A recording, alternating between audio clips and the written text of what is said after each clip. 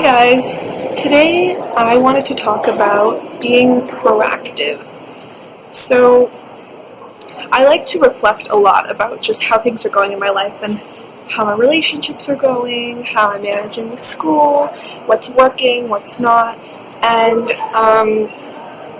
eventually I think I would like to do a video just giving like my relationship advice or just more philosophies on how I live my life and organize it, but I was thinking today about proactiveness, and I actually just saw a video done by a businessman.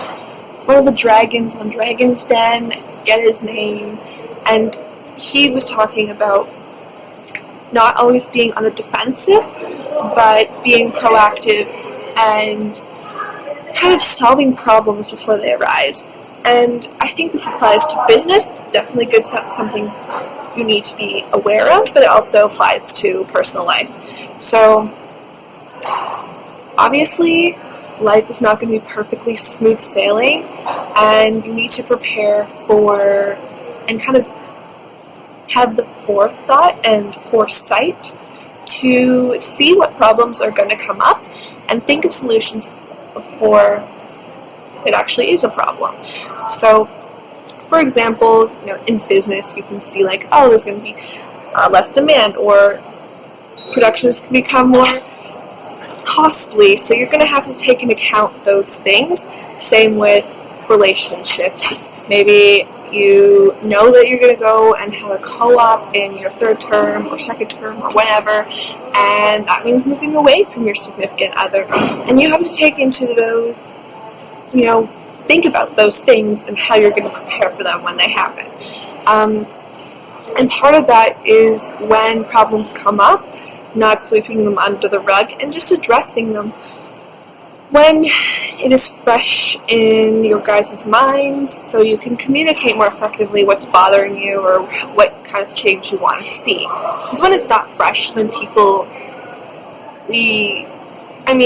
sometimes you can take a step back and get a more wholesome look at the problem, but often you don't get to communicate exactly what was bugging you in that situation. So I think and that way resentment doesn't build. That's a big thing. So as long as you address things when they come up, it's not going to be resentment. It's just, and it doesn't have to be a big thing. It's just a natural, like, hey, could you not do that because I'm studying and I need quiet, or something like that, Or I've went over to your house like the last 10 times. How about you come to me, So just very simple things. It doesn't have to be a big thing, and that's the thing. So many words, but when you address things when they're a small issue, it won't become bigger things. You're stopping it at its core. Versus if you let things fester, they'll become bigger things and they'll become more dramatic and emotional. And that's not really fun. So take care of the problems before they are serious. And that's pretty much it. That can apply to business and school. As soon as you don't understand something or you have a question, you should seek the answer to that.